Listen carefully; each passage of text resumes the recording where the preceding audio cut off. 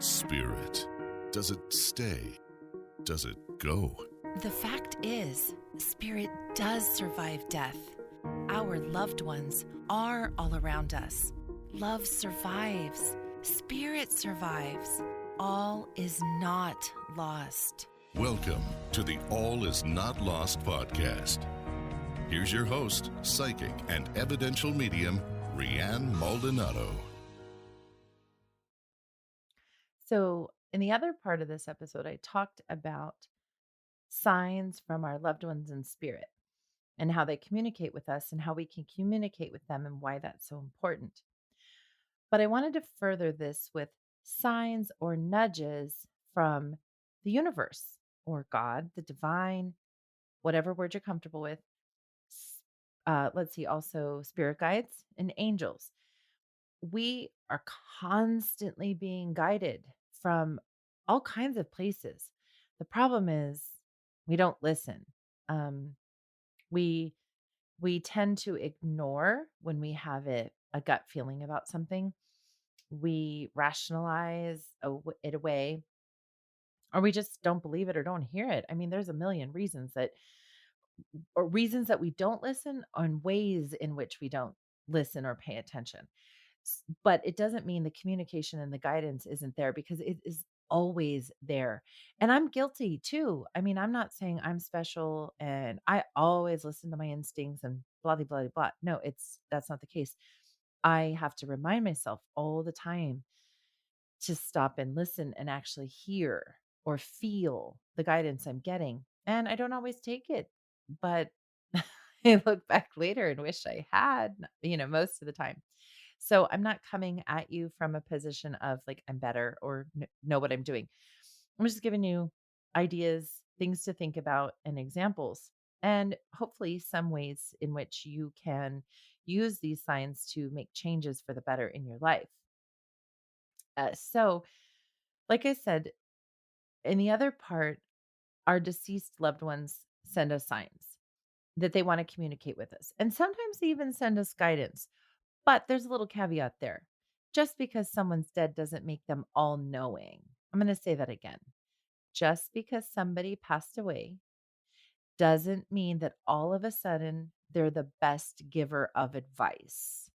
So, if your Aunt Susie didn't make the best choices in life, she might not be the one to give you the best advice from the spirit plane. That not always is That's not always true, but let's just go with that just in case. So we got to kind of consider the source too.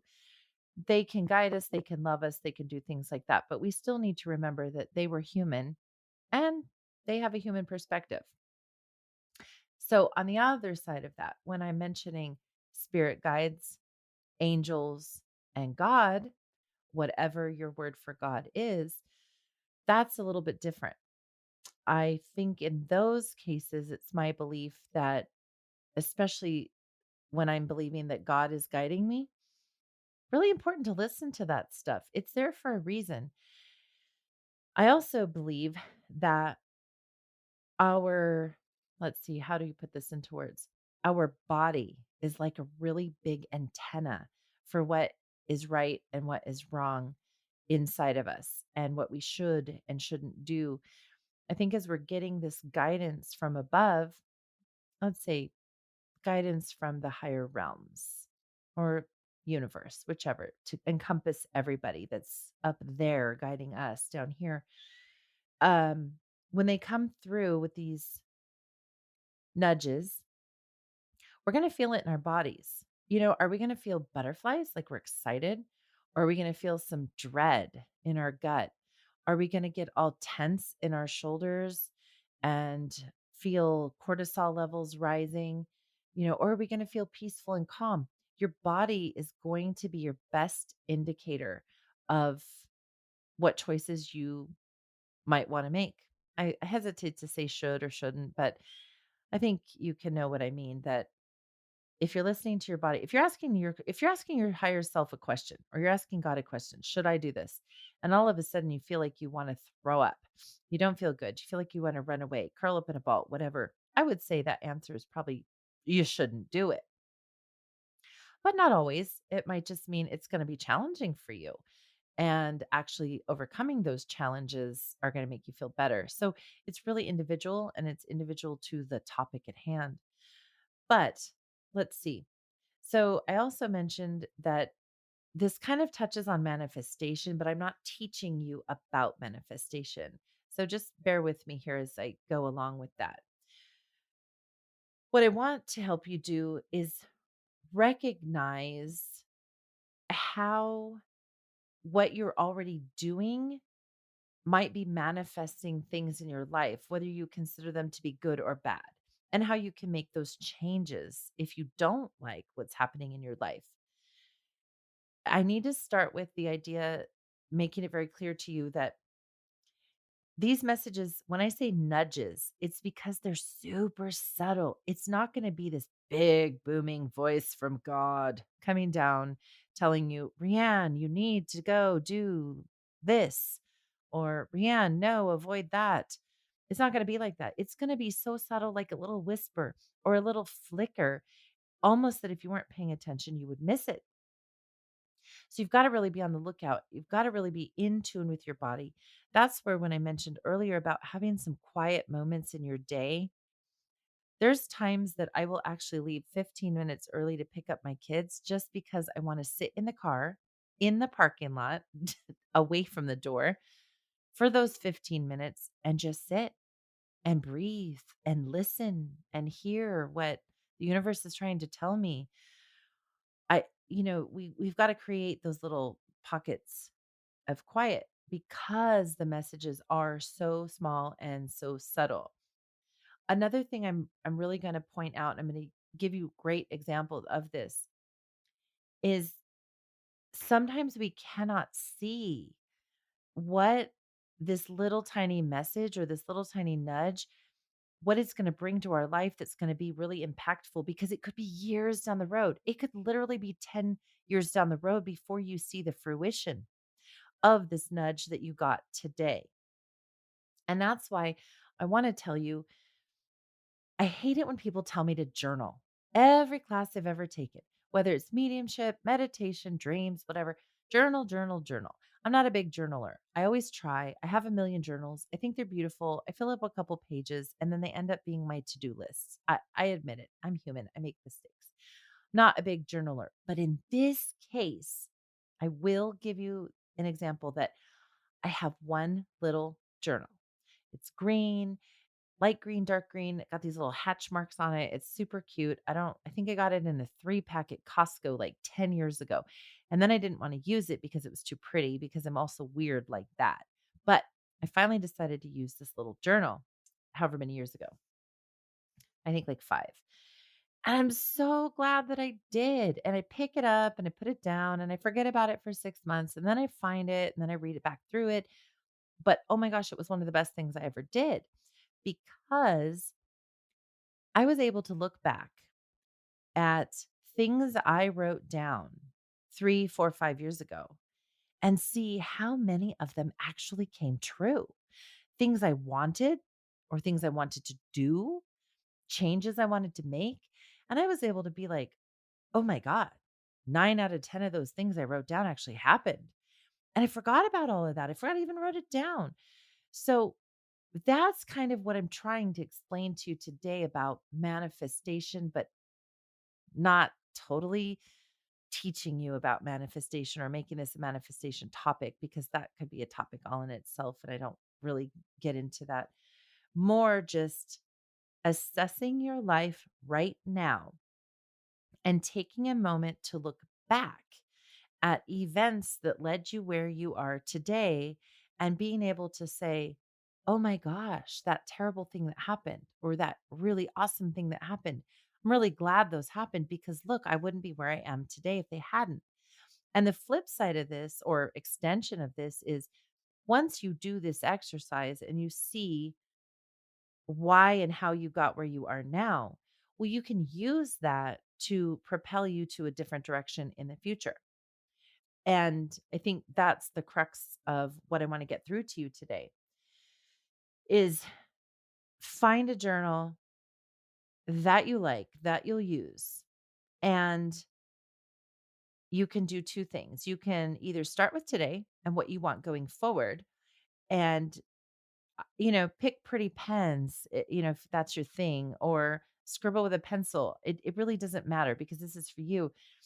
But write down things you want to do, where you want to go, goals, dreams, hopes, and write as crazy as you think they can be.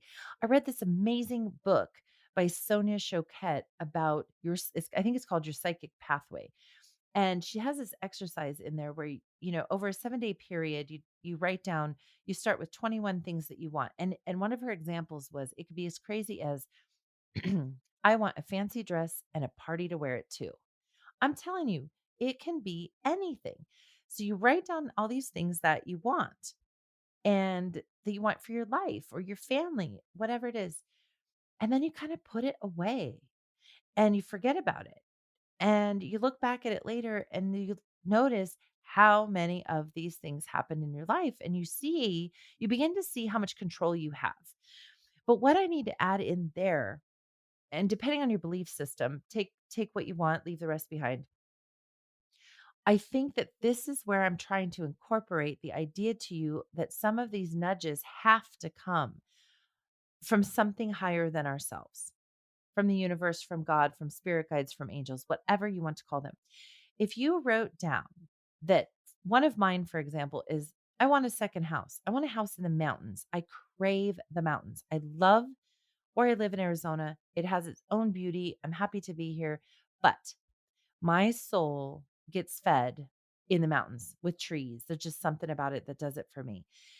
And so if you write down, I want a second house in the mountains, and then you kind of put your little journal away and you kind of forget about it. Well, you need to then be aware that spirit is going to guide you and going to nudge you into making little teeny adjustments, choices, jobs you're going to take, people you're going to meet, um, opportunities, I don't know, extra money to pay off a credit card that was keeping your credit, low where you couldn't have bought a house if you wanted to.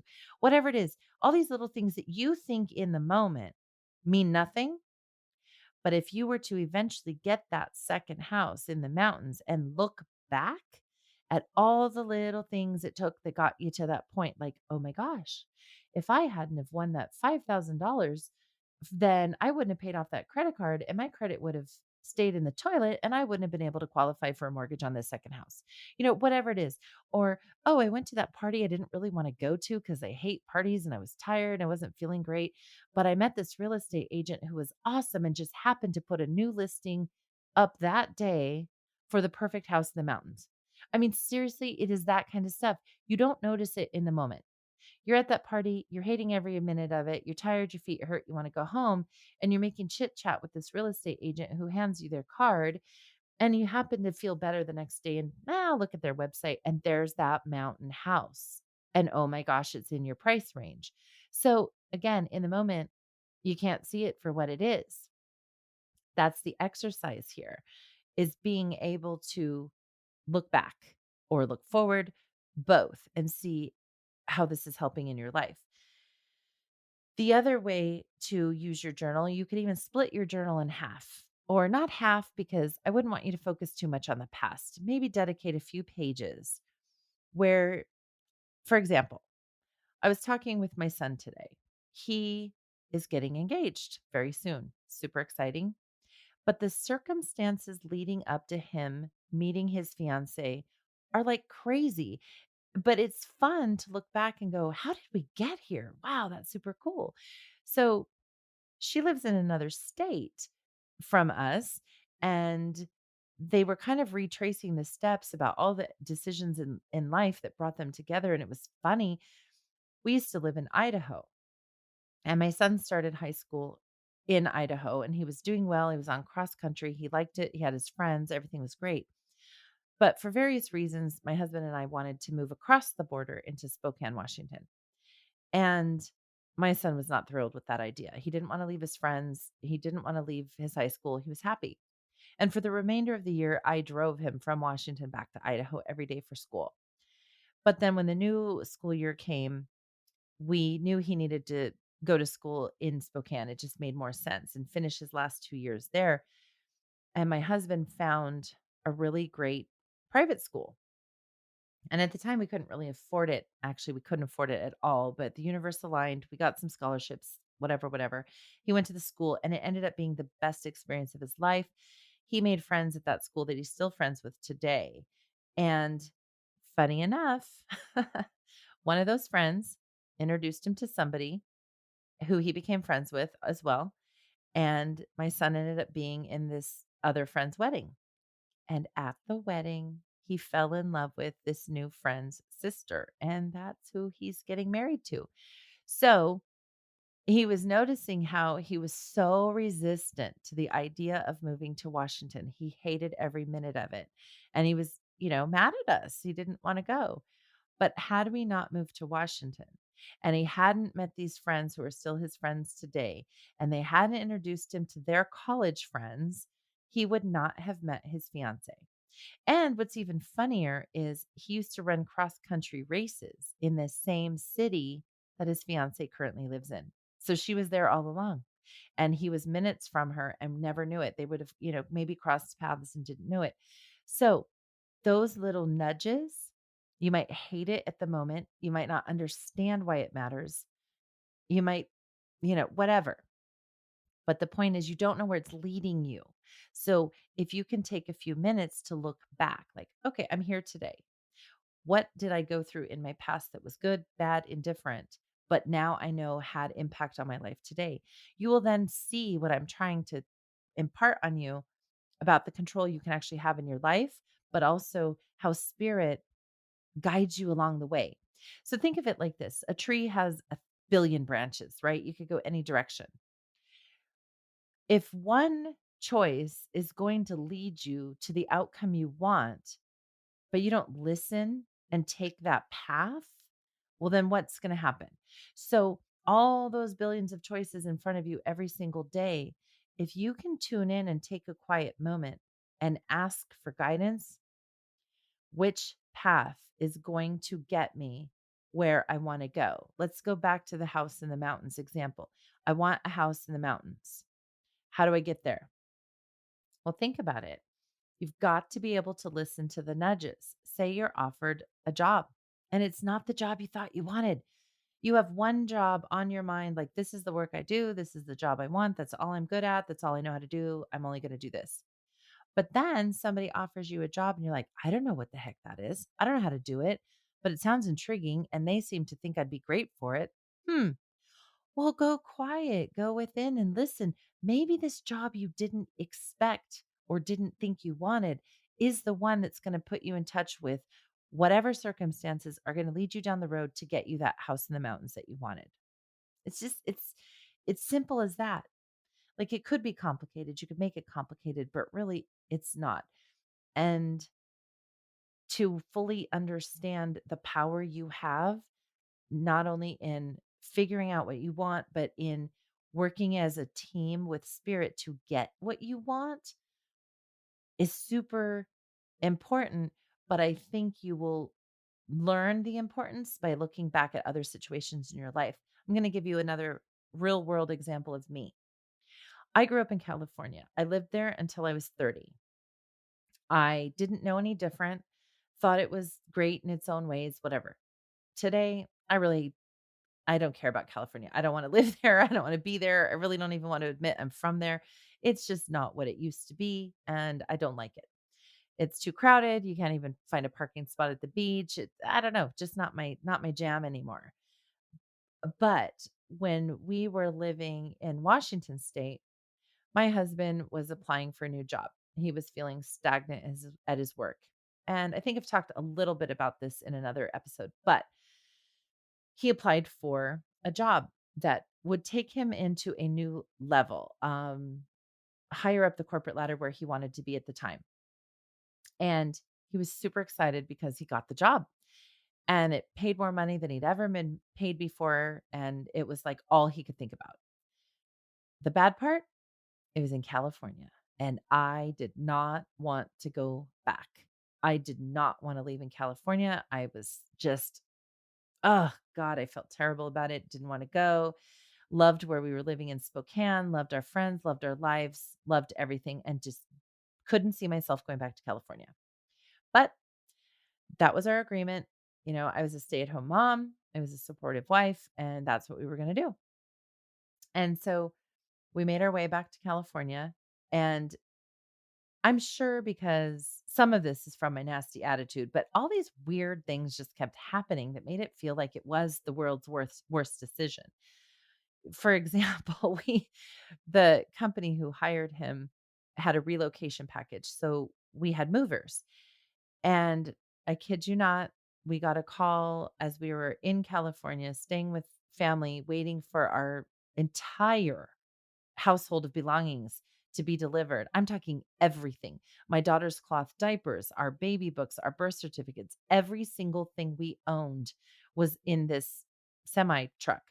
Well, we get a call, I think it was even from the police, that they had pulled over the truck driver for doing something wrong, speeding, I guess, or I think also his registration was expired. Pulled him over only to find out he didn't even have a driver's license. It had been revoked. Like it kind of couldn't have been worse. So they pulled the truck over on the side of the Grapevine in California. Look that up, kind of the middle of nowhere, a mountain. And if I'm correct, San Bernardino County type. I'm not positive. Anyway, pulled the truck over with our belongings, and they took the guy to jail. And there's our belongings sitting on the side of the road. For almost a week, everything we owned was on the side of the road in a semi trailer, just abandoned. So that was like weird incident number one. And then the house we were trying to rent, we finally got there and we were doing like the pre-walkthrough inspection. One, the lady didn't even want to rent to us. Basically, my mom had to convince her that we were decent people for whatever reason. She didn't even want to rent to us. But we get in the house and I'm doing the pre-walkthrough or the walkthrough. And all I can find is fault. Everything's broken. The doors are dented. The drawers don't work, this and that. I just got a nasty attitude and everything in the house I didn't like. So it was more and more of this kind of stuff. I think because my attitude was bad about going to California, everything else just looked bad or happened to be bad. Well, it ended up also that the job sucked. He hated every minute of it and he was never home. I mean, he really truly only came home on Friday night and he left Monday morning. So the whole situation just sucked. But the point of my story is to show you why we don't always know what's best for us. And we have to just follow these nudges from the universe. We had actually lived in Arizona about a year and a half. Um, back in 2008, 9 ish, when our daughter was a newborn. And I hated every minute of it. A lot of hate here, right? About where I live. So I didn't like Arizona at the time. I couldn't see any beauty of it because all I had ever lived in was California. And so we were there such a short amount of time that it was like a blip on the radar. But our time there, I had made a friend who had a daughter the same age, and we became really, really good friends. We're friends to this day, and our daughters are turning 14 in, oh my gosh, a couple months. So anyway, there we are in California, miserable, hating everything. I never see my husband. Your money doesn't go as far in California. It just sucked. But my friend from Arizona, her and her husband were going to come to San Diego for their anniversary. And we agreed that we would meet for lunch. And I kid you not, you could probably find this in the news. The day they were driving up to meet us, they were on the freeway heading up to Temecula from San Diego or Murrieta. I think we were living at that point. And an airplane landed on the freeway and was blocking traffic. I mean, seriously, how many literal roadblocks could we have gone through at this time? But somehow we managed to still meet up and have lunch. And I will never forget this conversation. It's so clear in my mind. That's why I also know it was from spirit. We're sitting there, and my friend is lamenting about how her best friend next door neighbor is moving. They're selling their house. And she's so sad because one, she's going to miss her friend, but two, she's worried about who's going to move into that house and be her new neighbor. That's always a concern. And my husband looked at her husband and said, what are houses going for in Arizona these days anyway? And I remember when her husband said, Oh, like 240,000. He said it like it might as well have been $1 million, right? Well, us being from California, our jaws dropped. We're like, "Are you kidding me?" Because here we tried to buy a house in California and they were like $800,000, just a standard cookie cutter house in the neighborhood we were renting in. It was insane. We're not going to buy a house like that in it's a town we don't even want to live in. So when our friend was like, "Oh, like 240,000," we looked at each other like, "Oh my god, are you kidding me?" And I'm going to just fast forward here. Details don't matter. 30 days later, we were moving into our house in Arizona that we bought. The first house my husband and I bought together after all our years of being together was 30 days later. So, the crux of the story is that I didn't want to be in California. I didn't want to move there. All I could do was find fault. Everything was miserable, but Spirit knew better than I did. Spirit knew better than any of us did and put us there strategically. And I'll tell you why even more so. That job that he took that pushed him into the next bracket of his position, next higher up position, also was a factor in qualifying to buy a house. But also that job paid a bonus. It was the first job he'd ever had that paid out big bonuses at the end of the year, and it happened to come around March, I think. March or April, I don't know. It kind of matters, doesn't matter. But so on paper, at that time, on a loan application, he had a really awesome job with a lot of good job history behind it, and we had enough money in the bank to not only pay off some minor credit card debt, but also have money sitting in the bank so that when we were on paper on the loan application, we looked really good and we were able to buy a house and move within 30 days.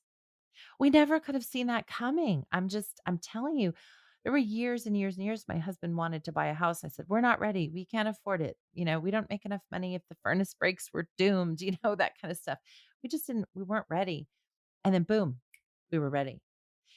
I owe that to Spirit. I mean, you can't deny it. Of course, skeptics, people out there could be like, "No, it was just the way it lined up and it was time."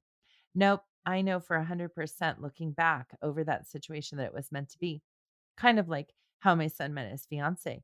Just these little steps we take, these things we listen to, or things that happen and that we think we don't like them or that they're not right for us. Well, guess what? We're not the best person to decide. Spirit is, God is, and we need to listen. So let's see. I had one more example I wanted to give you, kind of like the journal. I don't think it's quite as impressive as the buying the house story, but this is just kind of funny. I think when I was reading Sonia Choquette's book about the psychic pathway, and I was doing her exercise about writing down the 21 things you want, and then each day over 7 days, you kind of rewrite it each day until you're down to your top three things. And it can change every day if I remember the exercise correctly. But it was during that time and I decided I just had some scratch piece of paper and I wrote down all these things that I wanted. And what's funny is if you study manifestation, they teach you to write it as if you already have it. So, like, for example, I had wanted a new laptop. And if you're following traditional manifestation teachings, you would say, "I have a new laptop," or "I'm enjoying my new laptop," whatever, to tell the universe you already have it. Well, Sonia did it differently. She had you write, "I wish." Remember, "I wish for a fancy dress and a party to wear it," or "I wish for a house in the mountains." So at that time, I was practicing it Sonia's way. And I got to tell you, it works. So I'm not the teacher of manifestation because this worked, saying "I wish," and that's not talking about it in the present. So I wrote on this scratch paper. I remember the few items specifically that stood out. I wrote, "I want a fresh new haircut," like a completely new revamp of myself. I want a new laptop, or I wish for a new haircut. I wish for a new laptop. I wish for a new car. Um, I wish to be debt free. Those were like the four main ones I could remember.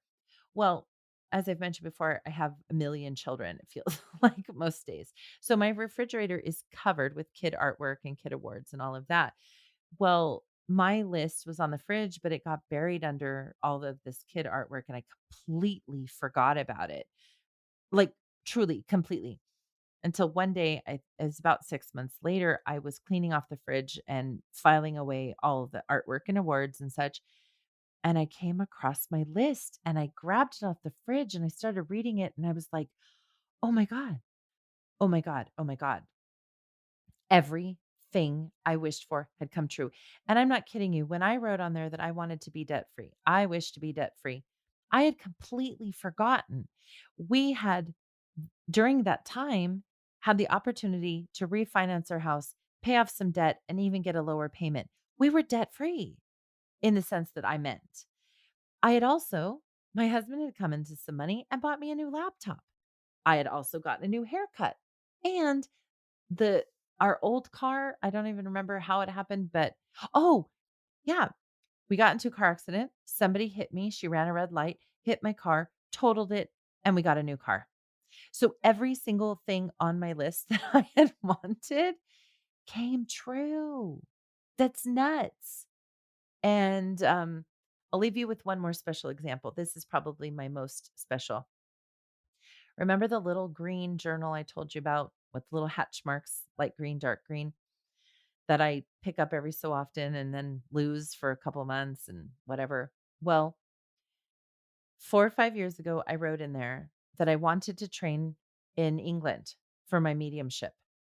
I had just become aware of Arthur Findlay College and some other really awesome teachers and things in England. And at that time, I've changed since then, but at that time, I thought that training for mediumship in England was the end all be all. Like if you could go to England and practice your mediumship, well, you've made it. That's where I was in my thought process back then. So I wrote in my little journal, I wish to train in England with my mediumship. And I tucked it away. And about a year later, there was some event with a medium that I like, John Holland. He was doing a trip to England to some historical castles and sites and things, and they were going to talk about mediumship. And I wanted to go, but at the time, like the money wasn't right or the dates weren't right or something, and I just couldn't go. And so I got a little discouraged, but kept on with life. Well, in September of 2021, I guess, maybe 2020, I don't remember, sometime during COVID, I had to take a job again. I hadn't worked a like quote real job in many years because I mostly had been a stay-at-home mom. My spiritual stuff I did, here and there. But I'm talking like I had to go back to work. My husband had been furloughed during COVID and I had gotten in contact with an old colleague and she needed help and I could work remotely and our family needed the help. So I took the job and it definitely wasn't any kind of spiritual work. It actually was kind of soul crushing work, but it paid the bills and then some. I mean, I was making some pretty good money. Well, there I am somehow on Facebook, which if any of you know me, you know that I don't really like being on social media. I'm having to learn how to do that for my business because I don't really enjoy it. But there I was on social media and I happened to find a a medium in England who is a tutor at Arthur Findlay. And I think I met her through COVID when I took an online class. That's right. I took an online Arthur Findlay College class. And I really liked her, and so I started following her on Facebook. Well, there was it was a September, and I looked at my screen and I saw that she was starting a private mentorship class in England and that it would be 4 parts. And I wrote to her and I said, "I'm in America. Can I come to your class?" And she like laughed at me. She said, "It's a weekend course. Why would you come over for that?" And I remember writing back something like, because I can, and I'd love to, and I wanna learn from you, and I don't know if I could do all 4 parts, but I'd really like to come for 1, and this is my dream, and blah de blah de blah. Anyway, she let me come, and it was amazing, and I went 3 times, and it was everything I could have hoped for. But the point is, I found that green journal shortly thereafter, and I was reading through it, and I saw where I wrote years before, I wish to train in England for my mediumship. And I like slammed the book down, and I thought, "Oh my God, this stuff just works." What so there I was hating that I had to go back to work because I was missing out on everything in my kids' lives and I was super stressed out. I had to put all my spiritual work aside because this job was very, very time intensive, labor intensive, mentally stressful, and I was begrudgingly working. But the money was good and we needed it.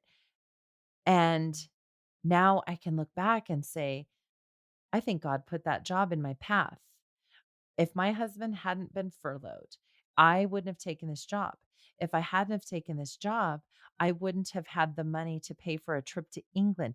Also, I wouldn't have been so hungry for following my spiritual work if I hadn't have also been in this stressful other job, otherworldly job. So again, another real world example for you guys to see that somebody out there knows a lot more than we do. And we may not like every path we're put on, but we've got to be wise enough to understand we might be put on this path for a really good reason, but we might not see it for 5 or 10 years. We might not see it for a year, 6 months, whatever it is, but it's happening the way it's supposed to, when it's supposed to, how it's supposed to. But we have to be aware and listen and trust and make clear. Here's the crux: make clear what you want. What do you want from the universe? What do you want out of your life? What do you want to do? Where do you want to go? Who do you want to be? Who do you want to meet? Write it down, put it out there, share it with the universe, and then listen and take the steps and the actions necessary to get yourself there. Because you're not going to get there on your own. I remember when I was a kid, my mom would say, God helps those who help themselves. And I believe that to this day. Sure, you can write down what you want, but then you can't just sit on your couch and eat Cheetos and watch Netflix and wait for it to knock on your door. You do have to take some steps. So, anyway, there's there's a lot of information there and a lot of examples. But if you take away from it today, anything, or if you take away anything from today, what I'd like for you to take away is one, look back at things, the events, the people, all of the steps it took to get you where you are today, whether it's a good or a bad place. Look what got you here. Because then, number two, I invite you to look at where you want to go, where you want to be, what you want to do, what you want to accomplish, and trust that whatever steps, whatever paths are put in front of you are going to get you there. You just have to know it. And lastly, I'll leave you with this. Even though I said you can't then sit on your couch eating Cheetos and watching Netflix and not doing any of the work, there's also a fine line between hounding it to death. You can't like study your list all day long about what you want and wish and hope and all of this because you're sending out into the universe a feeling of desperation. It's more like, this is what I want, and I'm going to take the steps I need to get it, and I'm at peace with that decision. And then you kind of go about your day. Go ahead and have some Cheetos and watch some Netflix, and then, maybe go to a party and meet some people you didn't really want to meet, but they end up bringing you some great opportunities. Kind of dip your feet into both. But anyway, I'll leave you with that. And I'd love to hear from you. Please, please email me. You can email me at hello@allisnotlostpodcast.com. Share your stories. Share with me some signs from spirit you've received, or whatever special signs you've put in place with your loved one, or share with me your journey, how you have put some of these things into place, or what you've looked back and realized things that might have been terrible at the time led you to a really great place you're in today. I'd love to hear this stuff because I think we all have examples. Until next time, thank you so much for being here. And I hope this gives you something to ponder today. Thank you so much for joining me again on All Is Not Lost. I just love having you here. I love talking about these things that are valuable and important and bring comfort and healing to our lives, or some excitement. Who doesn't love a good ghost story? So I love having you here listening and sharing these experiences with me. If you'd like to be a guest on this show or you have a topic idea for the show, you can find us at allisnotlostpodcast.com and click on the tab Be a Guest. If you're interested in a mediumship reading with me, or you're just curious about what a reading looks like, you can also visit me at riannemaldonado.com. I will put the link of that in the show notes. I know my name is hard to spell. Also, if you've enjoyed today's episode or any of our episodes, please be sure to rate and review wherever you listen to your podcasts. This helps me continue to bring you exciting and impactful guests and also provide you with useful content. And as always, thank you so much for listening to All Is Not Lost, and I look forward to seeing you next time.